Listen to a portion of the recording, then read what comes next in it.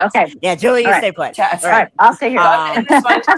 No. Stay, Keep the live. Keep the live. We are good. I just changed the destinations. We're live on everything. Okay. Okay. I don't know. Neuro, stay put. So Well, I can see you guys. Yeah, and I can hear you guys. So yeah, and I see it. You guys are on here now. I just gotta. Yes. Okay. So you guys stay You're there. put. Yeah, and we are live on Substack's end as well. So, yep, live on Substack's end as well. So you guys can just Okay. Yeah, so we're good. All of us are here. All of us here on Substack. So just go on Substack and just click my little label on the live. Everyone's here. Everyone's here. Okay.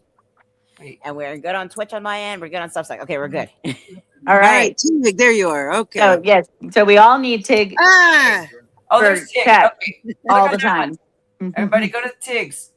Yeah. All right, everybody. So we all need Tig. I will. Chat. Sorry.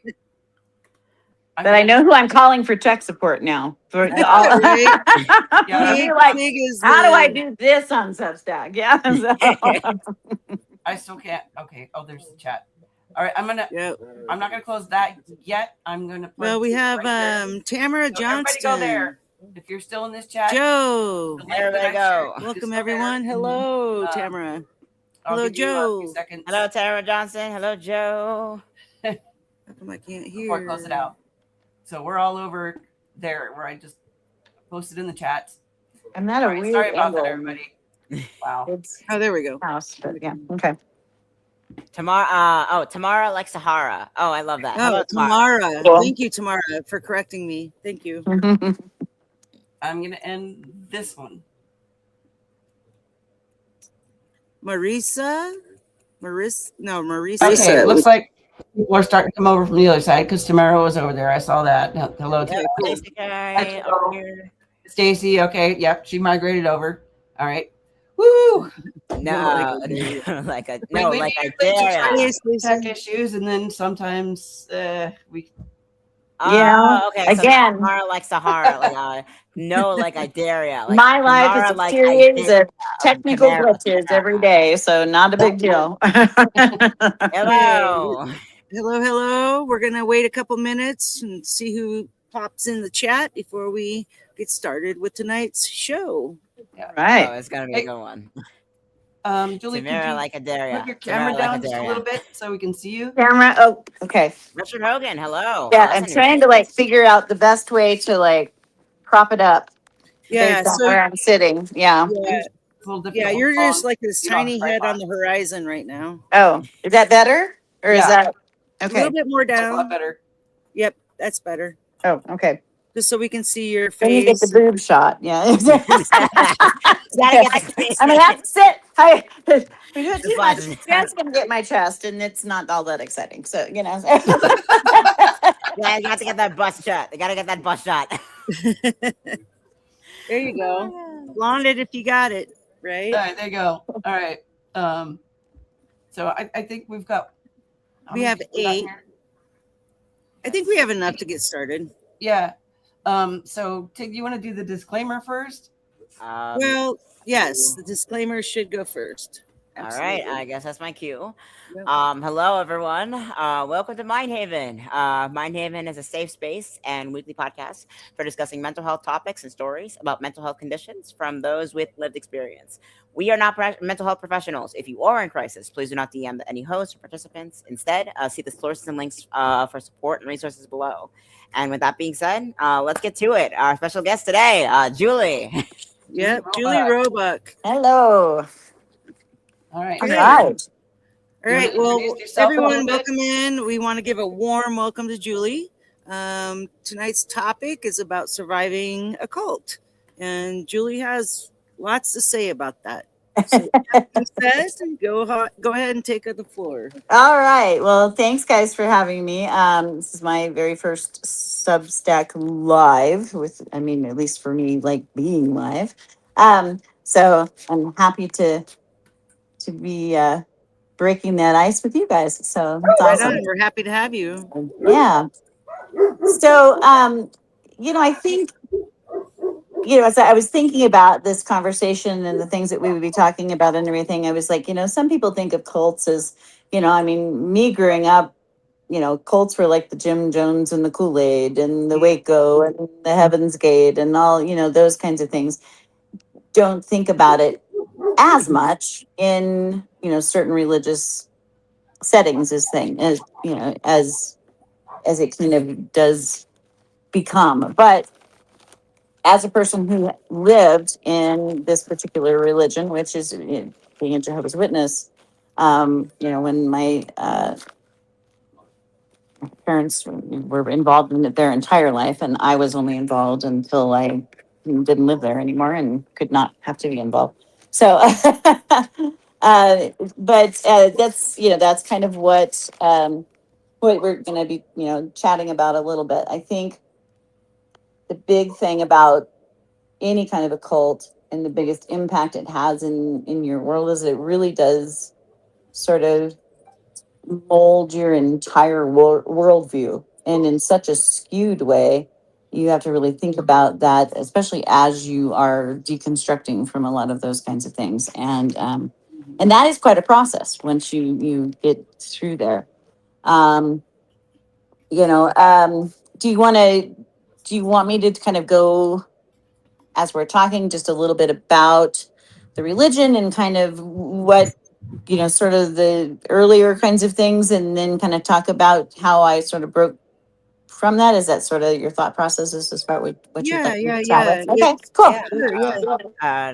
If We're it's gonna do okay, the clip, right? Well, yeah, yeah. Let's play yeah, that. the clip. So, cult survivor and expert Daniela Messianic Young, also known as Knitting Cult 80, um, twice published author with Uncultured and Culting of America, a survivor born into the Children of God cult, later earned a degree in organizational psychology. There's a short video of hers where she talks about 10 criteria for something to qualify as a cult. And now I have to go and find that link because I have found the chats with our tech support from our live snare. And let's see, how did I do this before? So I did it earlier. I stopped. I'm not sharing the screen yet. Anyway, I can take care of it if you need me to. oh, huh? I can take care of it. I can. Oh, if you can do it faster, great. Yeah, I got it. Okay. All right. We're gonna show the little clip right here. Share screen. Chrome tab. No ad. Go away. There we go. You got to put it on stage. Yep. Before I consider it a cult. There it is. And the only one of us I know of with a degree in organizational psychology to become a cult expert.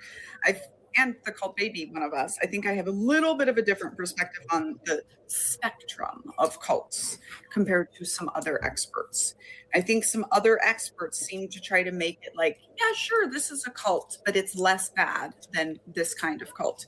People have especially tried to say this to me because I wrote a book about growing up in the Children of God religious cult, the pedo cult, and then comparing it to going into the cult of the U.S. Army. And people will say to me, well, obviously, there's a big difference between the U.S. Army and the Children of God. And you know what? You're right.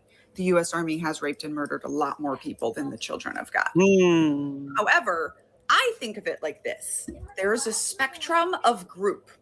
There's not a different point at which you stop being a normal group and become a cult. There's a spectrum of group, and you're more culty or less culty by how many of these things your group has. Once you get to 10, you're here on the extreme level where we have cult, gang, and terrorist group, and probably army. And now, how extreme you're going to get is just a matter of time, money, and impunity. Groups like the United States military, the Mormons, and the Children of God, and Scientology have had much, much time, money, and impunity. Let's throw Alcoholics Anonymous in there as well, which is why they have gotten so extreme.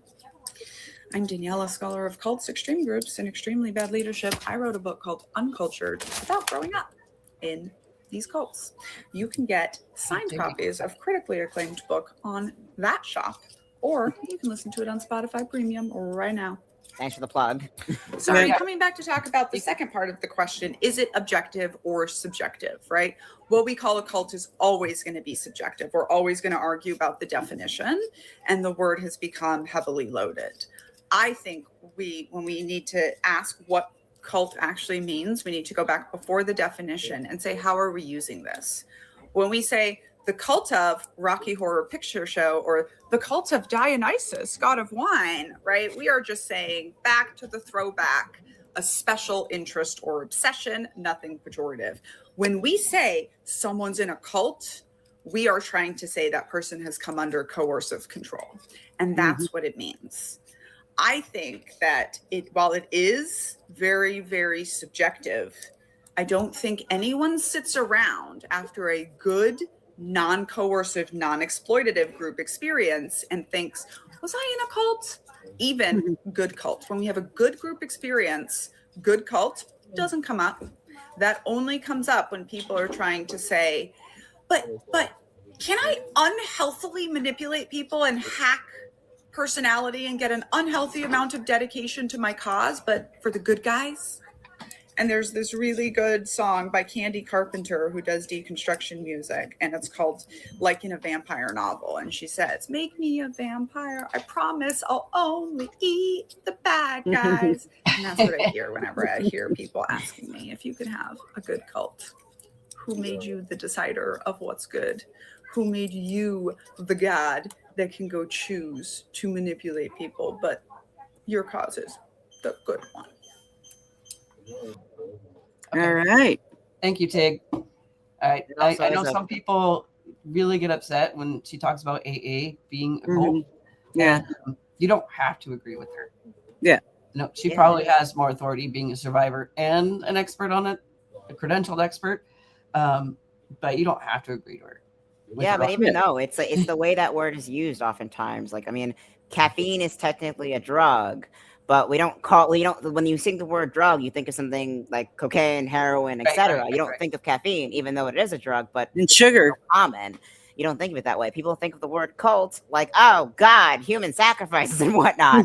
But it still In applies. this particular video, she doesn't bring up Jehovah's Witness, but I've watched several of her videos, and I've read Uncultured. I haven't gotten around to Culting of America yet, and she has referenced Jehovah's Witness.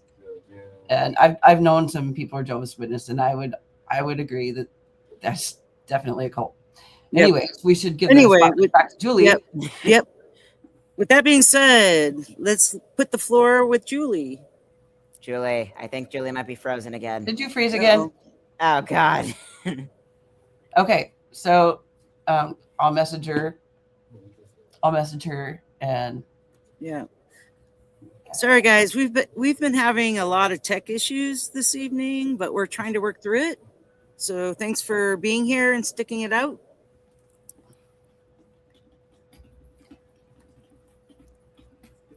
Julie, come back. Oh my God. I just messaged her again. Yeah, that's unfortunate. Yeah. We were having a really good pre-show conversation with Julie. Yes. Although I had to miss part of that because I had bodily functions to take care of. Good to see you too, Kimmy. Oh my God. Oh, here. Tamara says something here. Someone once advised me to just give my kid a Coke because I was dealing with whether or not I believed that he was really ADD. And I was really questioning whether to give him medication, and then respond to that. I asked, isn't that still drugging my kid? Oh, Yeah. Yeah. Hey, Julie.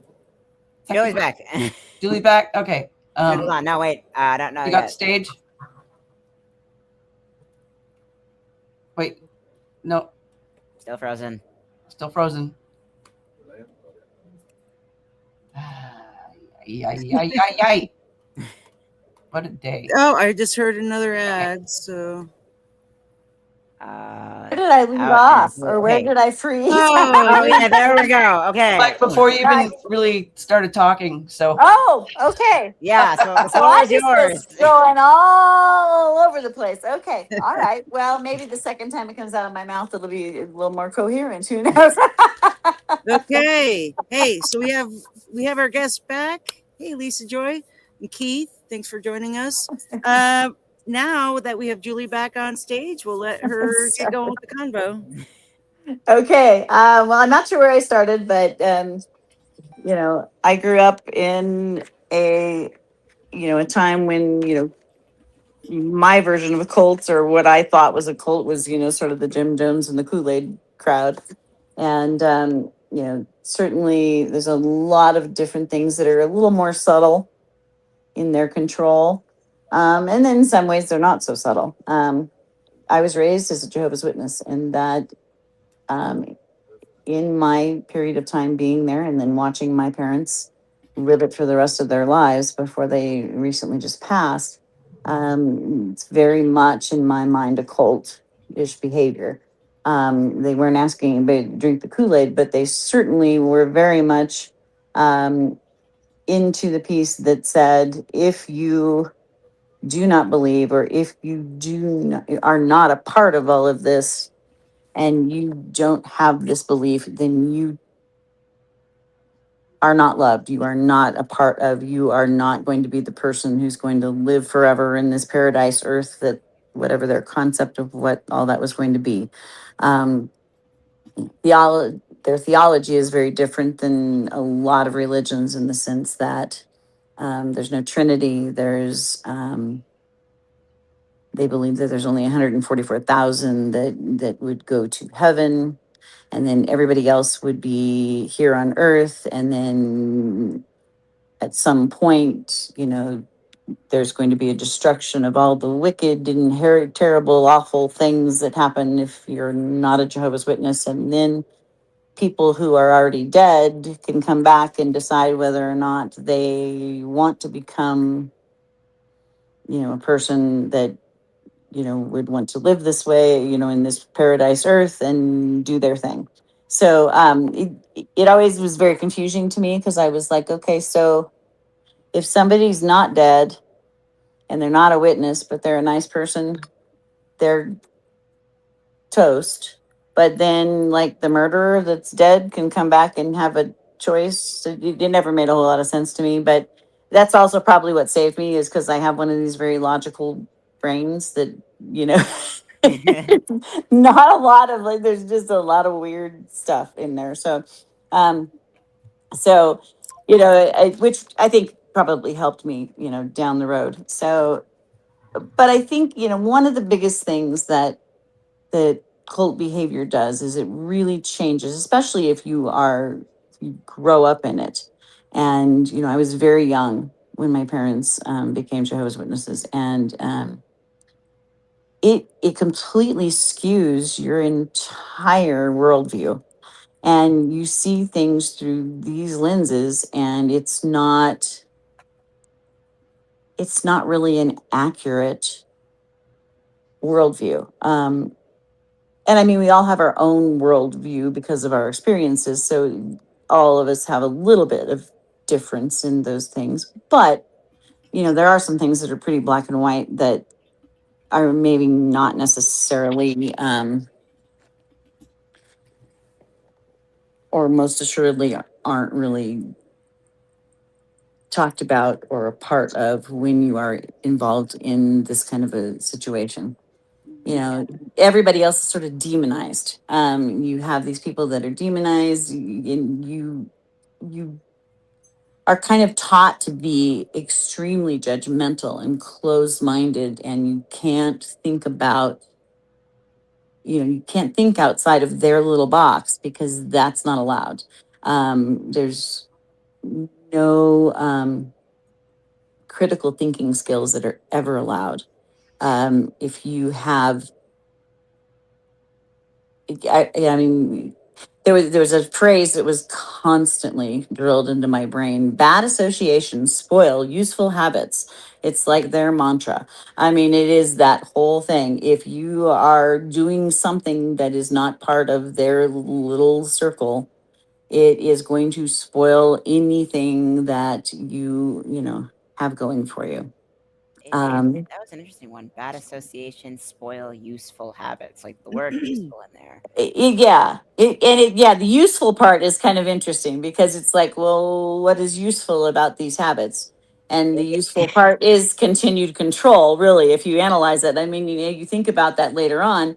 I never thought about it that, as a kid, it was like, okay, Useful. Well, like Yeah. it's honestly a very medieval mindset in a way. It's this acknowledgement that the world is crap. It's never going to get better, and it's going to all be destroyed one day. And the whole going to heaven is the only thing to look forward to.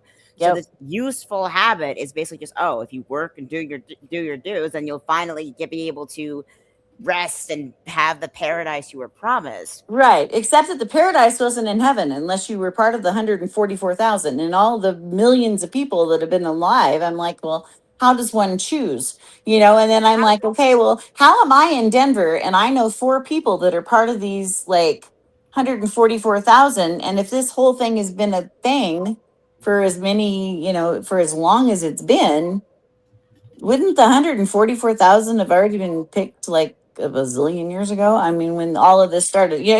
again, my It- it- logical brain like mold these things around. I learned very young not to express those logical thoughts, because then, you were again, you don't question. This is God's opinion. And my mother was an ultimate narcissist. She and Trump would have gotten along beautifully. Very, very like my opinions are God's opinions. And I don't know how many times I heard that as a growing up. And very pious and very hoity toity and thought that, she did nothing wrong. And which is unfortunate because, there were a lot of things that she could have done better. yeah. She was a very angry person, and she had some good reasons to be angry.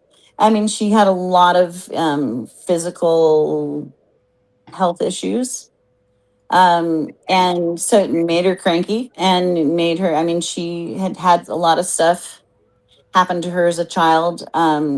Physically, she had when she was 7, her back was broken by a merry-go-round. A thing came down and broke her back. One of the Jeez. bars from and she was only 7. No, you may not, Cody. No, no, no, no. He's giving me the grandma, I need your attention moment here.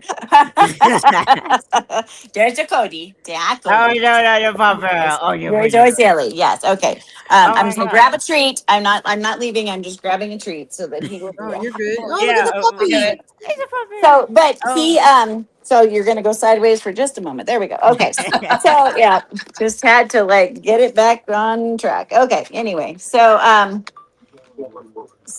yeah, you lost my train of thought. There you go. Go sit down. That's it. No more. Um, so all right, There we go. there we go. Sorry, I know. See my armpit and all the things. That's all. Nothing like live, right? Live is Yeah. Yeah, better. we're Yeah, live. absolutely. So We're all human. We do what we do, that's right? right. We do That's what we right. do. I like that Yes, that live streams are just more they on are. I think that's real what makes them fun. the network. Oh my god. Yeah. But Yeah. honestly, like the very like idea is like, oh, this is my word. And you said your mother was in Jehovah's Witness for her entire life. No, she actually grew up in a Methodist church, which is Oh. kind of pretty chill as far as, in the grand scheme of things. So, as far as most, Ah. Yeah. religions, I guess, are concerned, not every Methodist church, but I mean, they're pretty general, I guess. Um, and so my grandmother, who all talk, and my grandmother and I, on more than one occasion, I had said to her, "Are you sure that she was not, switched at birth because you are so nothing like this, woman that you raised?" And she's like, "No, it was a home birth, Julie. I'm pretty sure we were." I'm They pretty. didn't take her, they didn't switch her, so, Oh my but, god. I, I mean, so my mom was a polio survivor. She was a person who was, she had her back broken in 1935, and had to wear a steel brace. She was angry. She was, but I think part of that, she became very narcissistic because it always had to be about her. And she always had the better story. She always had the better um, problem, bigger issue. And so, but she was also very, very controlling. And she And so, found a religion that justified her suffering. yes, and get this whole, when you have this kind of a religion too, I think they really pull in, you look at the white Christian nationalist movements and they pull in these narcissistic personalities. You know, I will say Jehovah's Witnesses, there are people who are racist that are Jehovah's Witnesses, but it is not part of the doctrine, or that part is not anything that was ever put forth. So I will say that at least if there's a positive, that could be one of the things that definitely was a Yeah. positive. And Yeah. uh again, there is a lot of intersectionality with the racism, and then you have the racial element justified by the 100,000 or so people that are chosen. well, right, there is that. And and it was like, well, what do you do to become 144,000? And then it was like, it's just a calling. And I'm like, okay. It never made a lot of sense to me, but I didn't, at the point that I cared enough to question it, I didn't care. That I was old enough to really like try to understand, because up to a certain point, they're just told this is what you're supposed to believe, period, and stop. Don't ask questions. Don't ask. This is it. You just read this book and read this book and read this book. And you can't read anything else. I was a really big reader. I loved to read, but I would sneak books in to read, you know, um, and then just like, kind of read whenever I was able to sort of, sneak away and get an opportunity to read something that was, something a little bit more worldly, if you will. And to a point, that was okay. If unless it had something that really specifically went against any kind of philosophies they had. Um, I remember when Good Boy Code. Yes, there's a good boy. Yeah, my good boy. Um, when the book "Are You There, God? It's Me, Margaret" came out, Oh yeah. Oh, and I think I was pretty young, but old enough to read it, and I was like, oh, all my friends are reading this, I'll check it out, and they found it when I had checked it out and took it back to the school and threw this big fit about how it was in the library and all the things, and the librarian loved me, so she was like, yeah, your mother brought this back. She's like, um, anytime you want to come in and just read it, we'll just leave it back here for you to read it, and you can read it whenever, and you don't have to take it home. So I was fortunate to have people in my world that allowed me to consume information. And it really wasn't anything that would have changed a doctrine. It was just about people having questions Yeah. and being Yeah, able to ask them, and so, but again, that was not critical thinking, is not something that you're allowed to do. And there's isolation is a major weapon against that. isolation is a big weapon, and they isolate you in a lot of different kinds of ways. The social aspect, you can't associate with other people. Thankfully, I did have people that I knew and that were either neighbors that had been neighbors for years, that I knew growing up from young age, people that I made friends with at school that I was able to actually have like intelligent conversations with throughout the years, about various things. But when you don't do birthdays and you don't do holidays and you don't do scheduled school events, and you're not allowed to do sports, and you're not allowed to do anything that's outside curricular, the fact that I was fortunate enough to be able to do anything musical was very was definitely a bonus for me, although my music was very controlled. Mm. So, but when I was out, I could listen and do other things, but I could never listen to anything other than what my father put on the station, and that was it. And you didn't have, he actually broke the radio so that you couldn't turn it to another station and like listen for other things. You know, it was a very controlled atmosphere.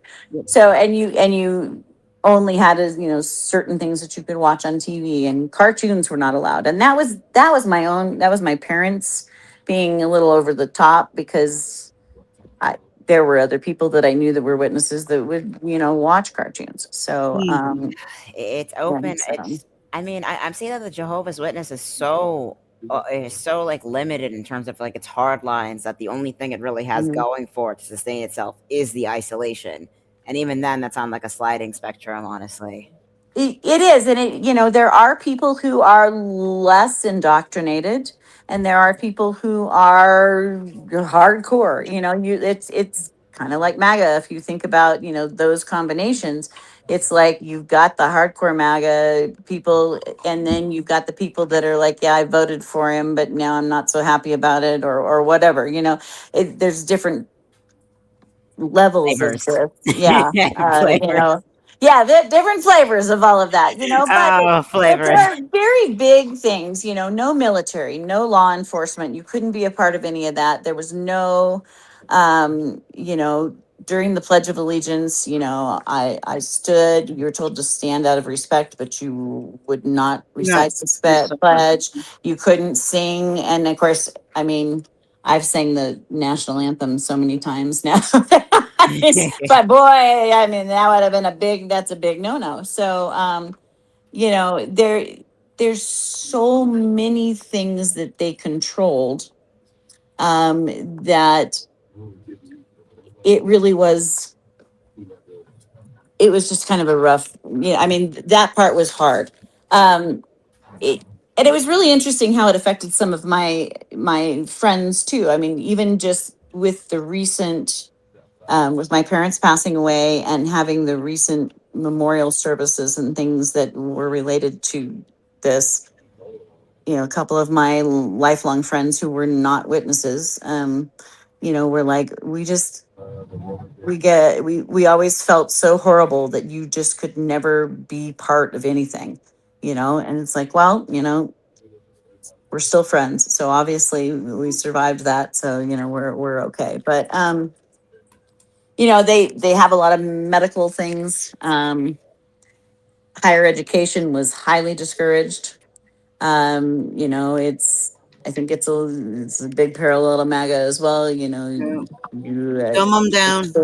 the more, yeah, the more uneducated you are, the more you're gonna do that. You know, the world is ending, so why do you need to, you know, why do you need to know anything? And you know, you finish the required education that you have to do for, you know, the state or wherever you live, and then you just go out and become a pioneer, and you go door to door every day for hours and hours and hours and hours and hours, you know, Mhm. and just tell everybody about all this good news, you know. So that was sort of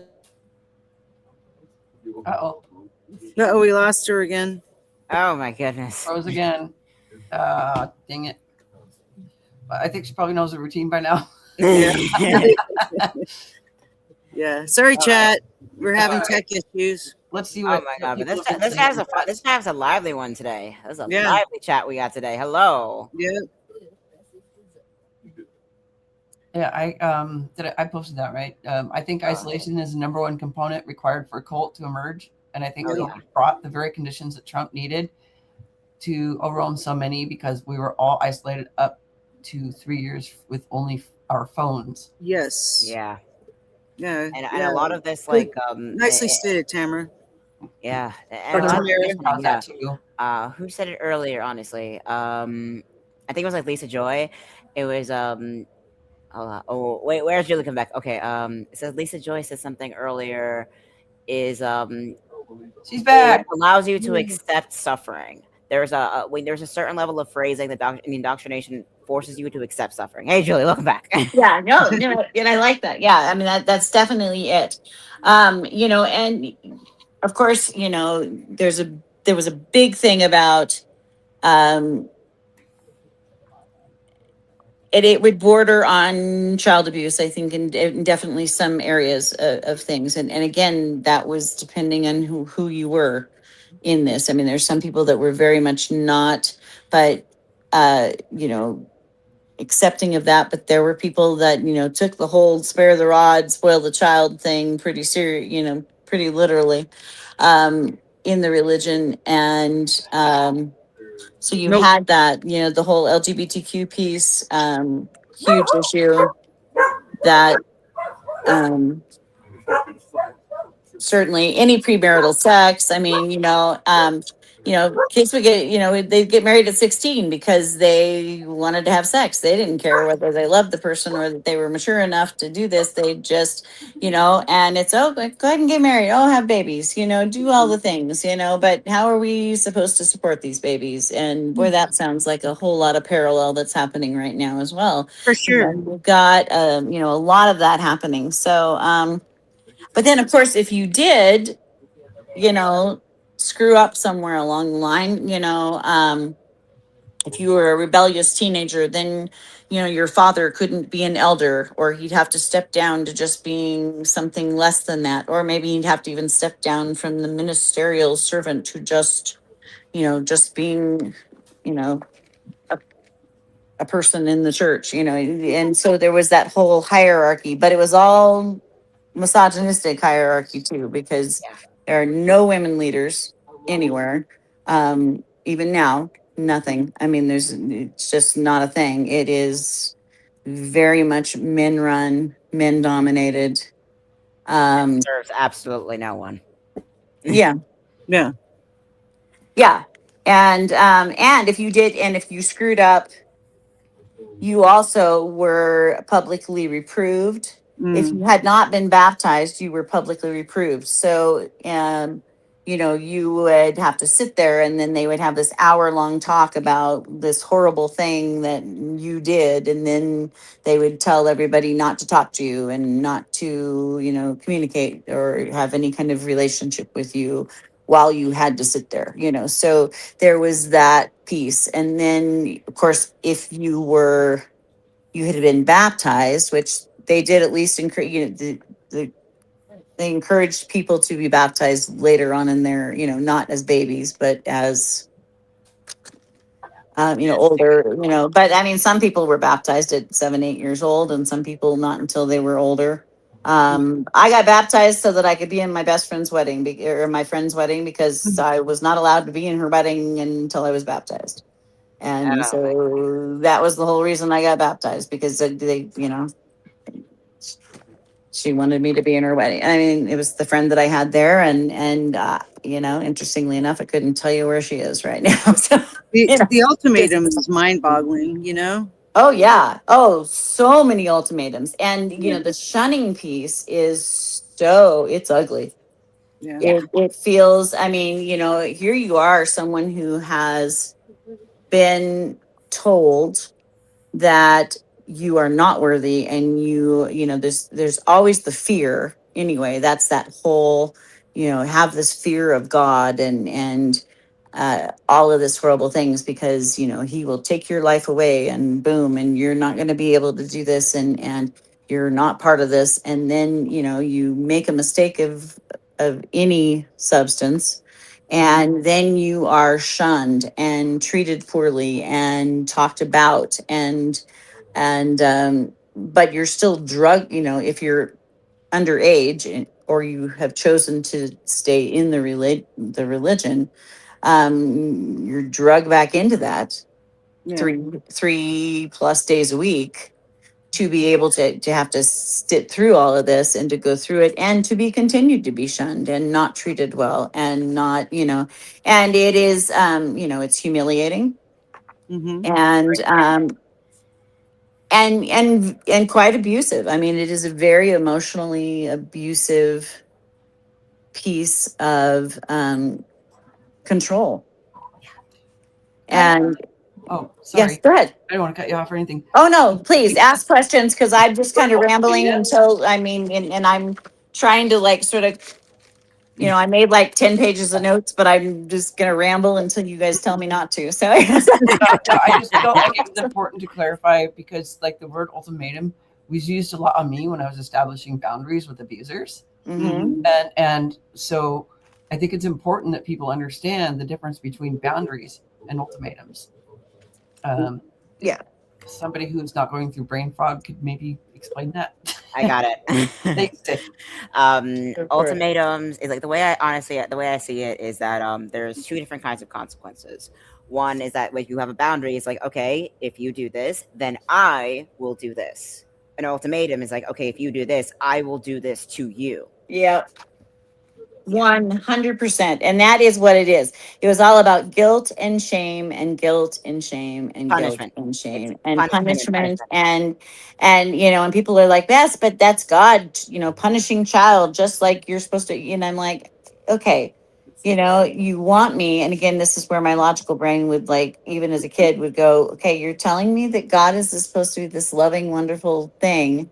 But then you're telling me that he's going to kill me if I have this other thought, and then if I screw up, that I'm not worthy of his love. And so then it never made a lot of sense. And I think that's probably what saved me in the long run, Yes. because it just never made a lot of sense.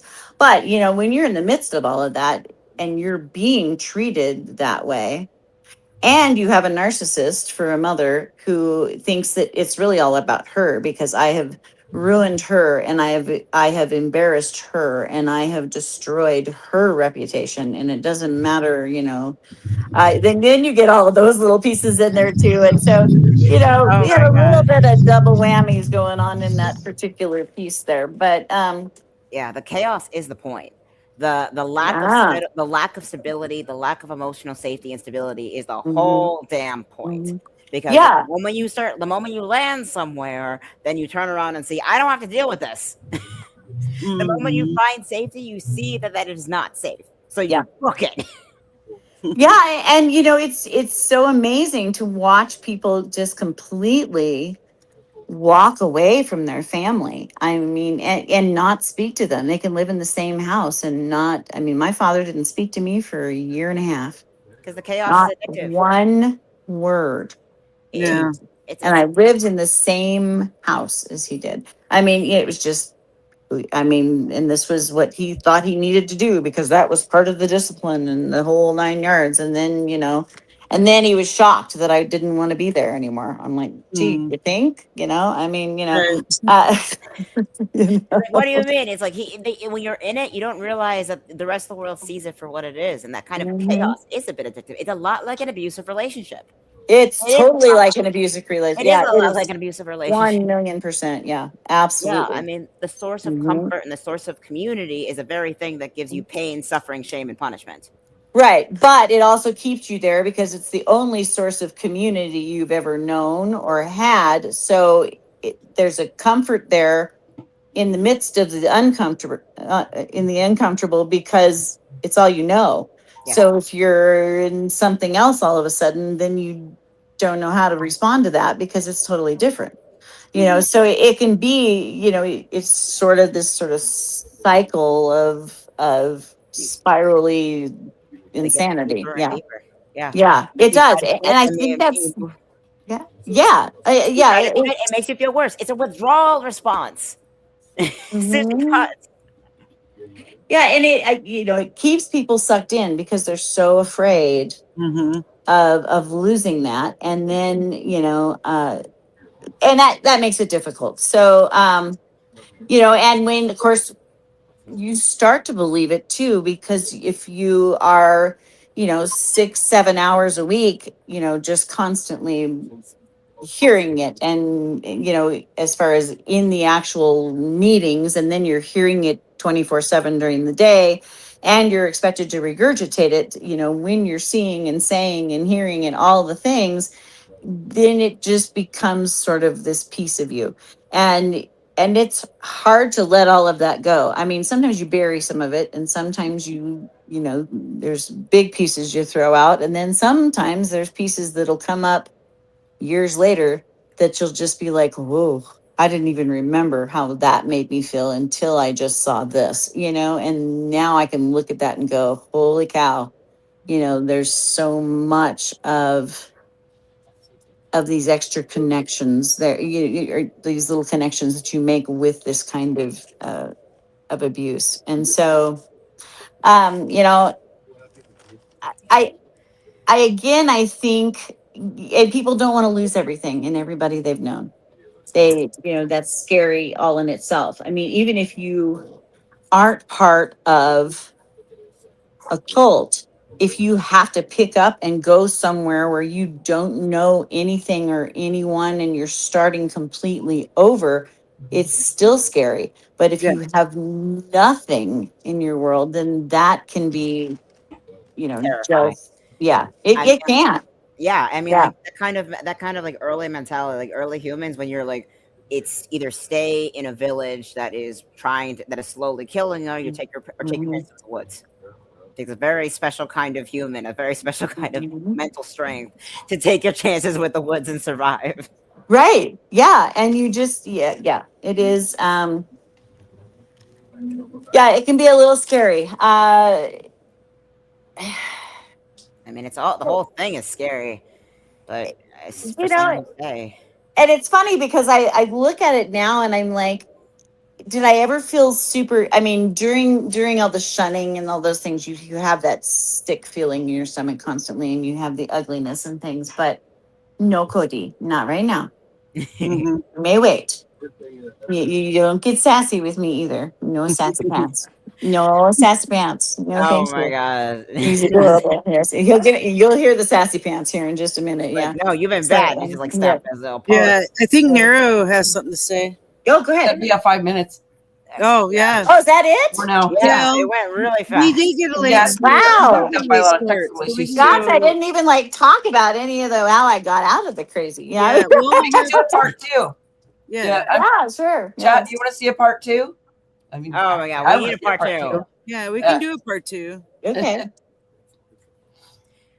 All right. Yeah. I mean, I'd be happy to do that because there's just so, I mean, Yeah, there's so much to talk about, Okay, there and we gotta really so chat. little is. time, Yeah. right? Such a critical There's issue so too. much. Yeah. And, just even, I mean, we talked kind of about what it is, but it Yeah. doesn't even Well, we know how it can do sets a you part up. Yeah. two and like really dive deep from here, Sure. right? Sure. So Absolutely. Yeah.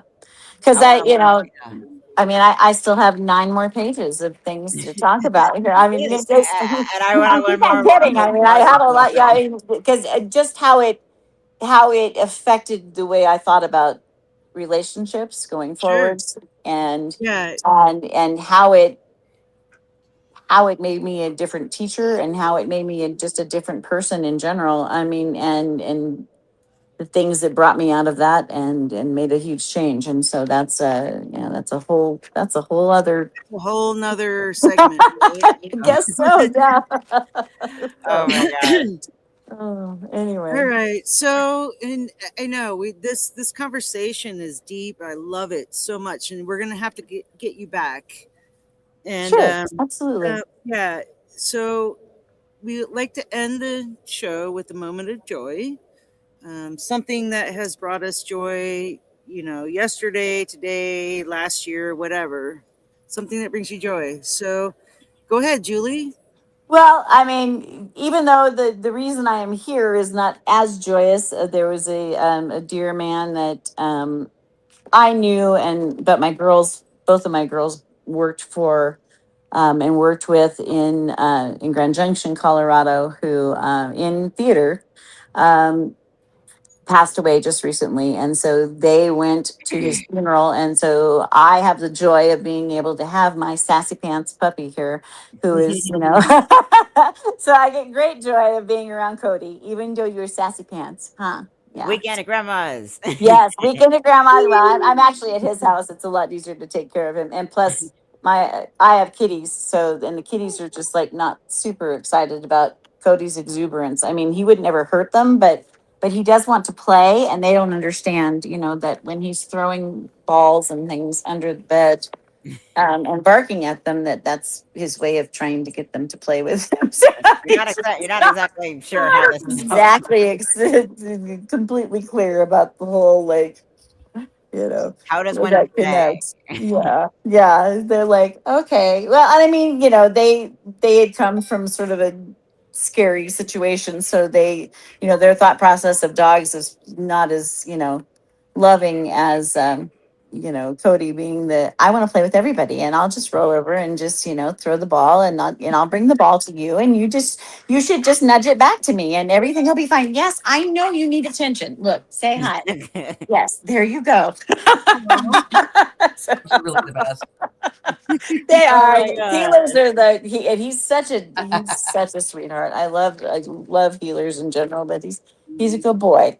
I'll have to have Yes. my dogs with me next time you're on. Yeah, Yeah. absolutely. Yeah. Yeah. I'd love to I see have three, so all like the we're animals. gonna Yeah. gather them out. Oh my god. Okay, who's next for the moment of joy? Who's next? How about you, Tay? All right, I guess I'll take one out.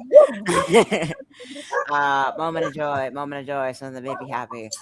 Oh, honestly, the last few days have been kind of tough. I've been having a lot of flashbacks with the whole Jason R. Day fiasco, bringing a lot of past memories. Um, but something that really just brought back a little bit of a sunshine after the constant amount of rain and thunder we've gotten over here in New York. Just been going through Substack and seeing a lot of people's posts. Just like every now and then, the algorithm just either reads your mind or something. I have no idea what it is, but every now and then it shows you a little poem. That gives you a little bit of spark, or a post that gives you a little bit of spark, or a video that brings some joy. And I honestly have to thank some people, some of my subscribers and contacts over here in chat. Kimmy Wynn, Natasha K, Neuro as well. Everyone, you guys, thank you so much for the work that you guys do, because we have a lot of people in chat that are also on Substack and also creators, and we all really try hard to support each other, and that's honestly what it's all about. Oh yeah. Also, that I got 150 subscribers on LinkedIn as of like 2 hours ago, so that's something too. Awesome. All right, Nero. So I want to talk about having awesome neighbors, right? Yeah. The not Ooh, joyful part you just about this grabbed mine. is that my uncle died, and I have to go out of state for the memorial. And I have my dogs. My neighbors are going to take care of my dogs for me while I'm gone. Yeah. And he's on here twice. But anyways, and these neighbors, they're like always like community oriented, and like Ken especially. I spend most days of the week with them, at least a little bit of the time, and our dogs get along really well. And when I tell them, hey, let's go to Ken's or Ken and Barkley's, my dogs get all excited. They're like, yeah, let's go right now. But I mean, even Oh, if they there's you don't talk puppies. often, Oh, they're like they'll step in and help out, and it's a big baby. I just feel really lucky to have a lot of good neighbors, Yeah. even though our HOA management company sucks. Oh, I have one of those too. I get it. Yeah. Yeah. Well, I do have to say, Nero, that you pretty much stole my piece of joy. It's okay. No, to no, say no. peace. Yeah, I want to give a big shout out to my neighbor Molly. Like it's been an honor to have her next door to us, and we share meals and good times and all of that. So that's my little carb of joy. Nice. Awesome. Very nice. Well, I hope I didn't ramble too much, guys. No, No, it was great. Hopefully, okay, good. I just, I've never ever been accused of not being able to talk. That's never ever been a problem. So I like it. We like it when the guest talks more, because that's Yeah. why we have guests. Yeah. So, yeah. Well, Julie, it has totally been an honor, and Yeah, well, now I actually have a face and a Yes, voice and and people- things yes. to connect with you guys. I mean, I've seen you guys on before, but just being able to kind of connect and actually converse, Be a person, is yeah. nice. Yeah. So Well, I'm pretty sure we're going to reach out for part 2, part 3, maybe a part 4. So Yes. I'll Yes. try to All of read it. and digest it a little bit more. One by one, we're gonna get through every nine one of those notes. We're gonna get every single one of those pages out, no matter how many episodes it takes. We're doing it. See if maybe we can get some other survivors too. yeah, God, We won't that'd be have as great. many little glitchy things too, because that did eat up a little bit of our time too. yeah, we did have some yeah, tech so, issues. Yeah, But it that happens happens. sometimes. All It right. happens. Thank you so much, Julie. Thank you so You much for bet. adding. Yes. Hey, Thanks Julie, for having me. yeah, stay put for a little bit. When we Oh, end the okay. stream, we're gonna converse backstage. Okay, I want to sounds thank good. you, Matt, for being here. Thank you for being here so much. We Thank you appreciate everybody you for and your- coming. Yep. Um, Okay. and being patient with us and our very prolonged snag this time because I think it went more than 10 minutes. Yeah, Yeah. that's all right. But I appreciate all of you for coming and Julie for coming onto our show and Yep. Nero and Tig for being such great co-hosts. And Yeah. I want everybody to have a good night Yes. Night, you too. everyone. lots Yes. of joy. Oh, Yes. go see Love. Clinton Kushner. He just I opened can my do live this. 2 minutes ago. All right, bye, Right. people. Ending Yes. stream. Ending stream. Okay. All right. Okay.